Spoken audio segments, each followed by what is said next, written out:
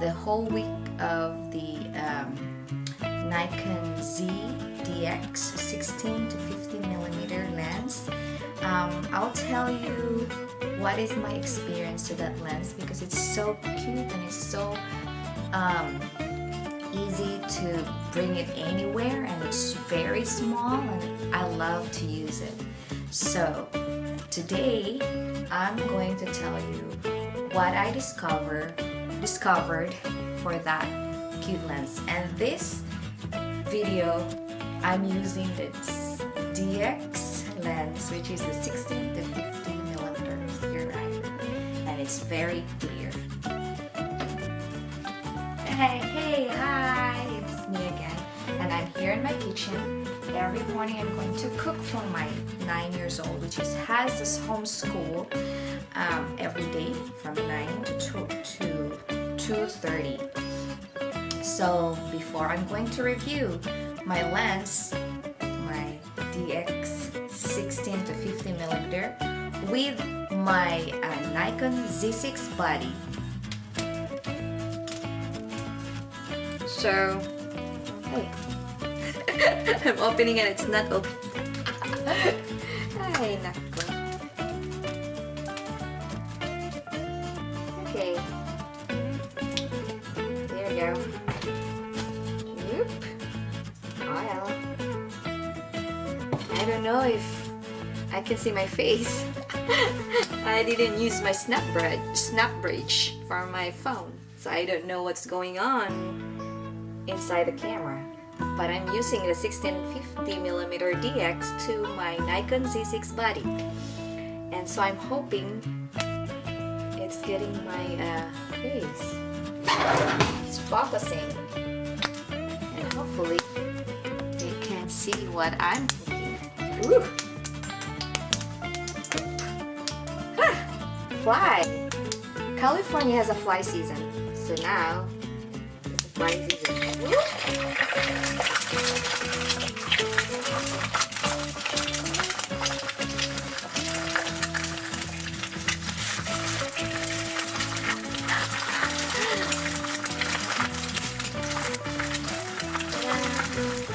Always love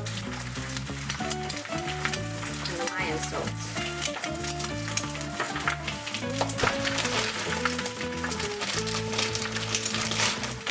Mozzarella cheese.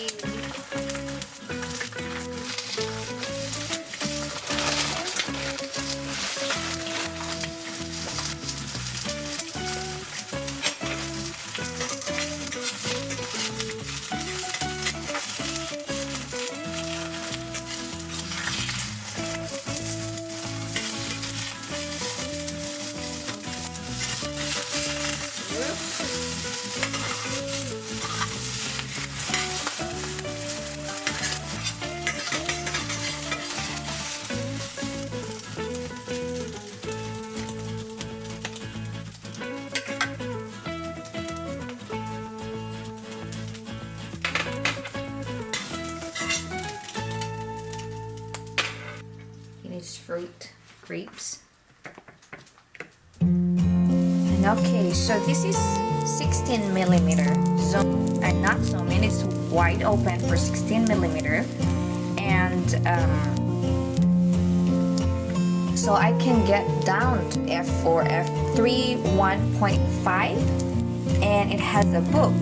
But when you zoom in to 50mm, it's f is 6.5, so and it will not go down when you put it in a manual. And so this lens I can't use it in the studio for a nice book. I'd rather use the stop f2.8, which is my 40mm DX. So that's why I'm hoping to have the 50mm or 35, but they're so expensive. But I'm looking forward for my 50mm f-stop 1.8, because that is really good in studio. But this lens, it's very high def. The picture is really great when you use it outdoors and here like this. Everywhere, I mean everywhere. I took pictures of my son, his birthday the other day, and videos, and it's really clear. But for those people who wants to use this lens for studio, I mean it's workable. I mean you can take good pictures, but the book, if you have a very not plain background like the black and the white, and you don't want to blurry them through software, then I found out that the the stop f2.8 and the f1.8 stops are better for the studios. So I didn't know about that. So this lens is really good for the family and going out somewhere. You know, it's easy to bring anywhere, and it's very clear. I'm gonna show you all the pictures, some of the pictures that I took for studio. I mean, it's, if you know what you're doing, I think f3.5 millimeter is okay for you because you know already the numbers and how you want to book. But the book f3.5, the book is good, but you don't have to zoom in to 50 millimeter. I mean, the f50 you can't go down to f3.5 in manual. It stays it's f6.5. It's very good outside for the family and for the people in the daytime, but I tried it in the studio. I think my 40 millimeter, the AFS 40 millimeter micro with the f-stop of 2.8, it's more softer background than this, but it's very crisp. The pictures are very crisp of this lens.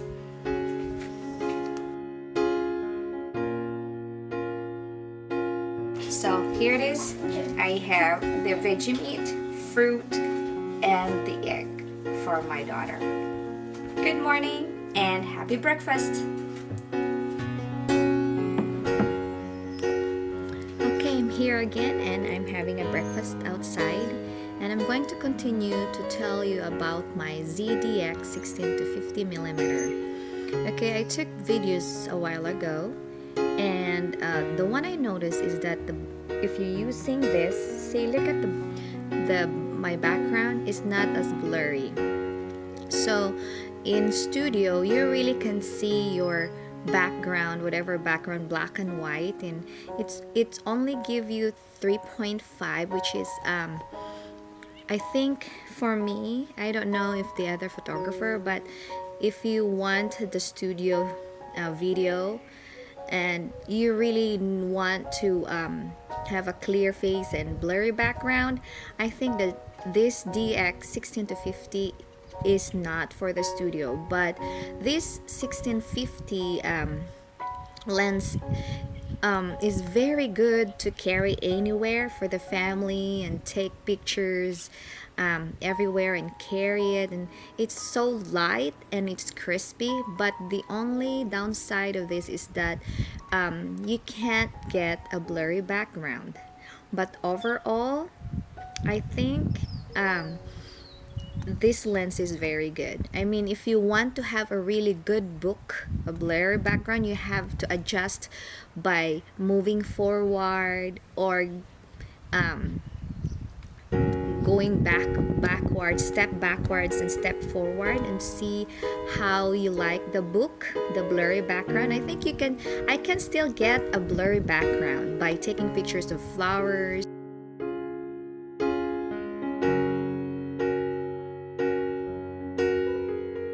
and the families, but you have to use your movement, which is you going to move closer like this or going backward.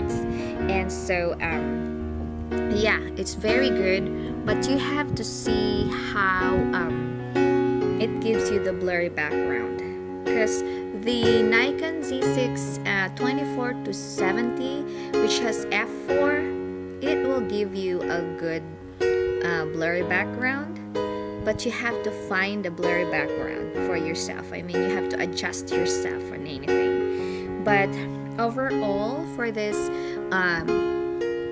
DX, then it's so good, because also for everyday use, for the family, for going somewhere, and it will not give you a bunch of megapixels in your computer, and I think that's one of the positive side of this lens.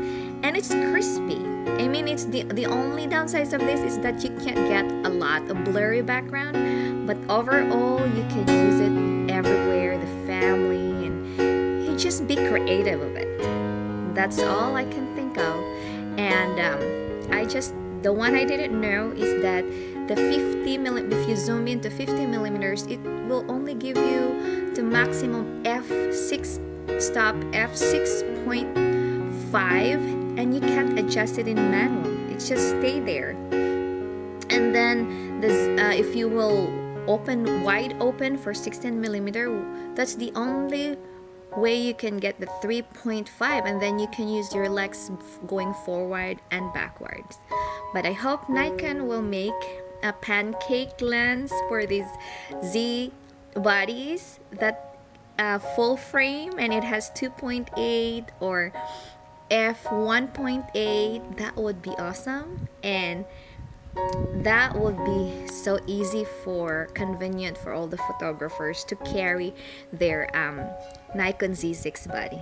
Thank you for tuning in with me, and I'll give you more details with other gears that I have at home.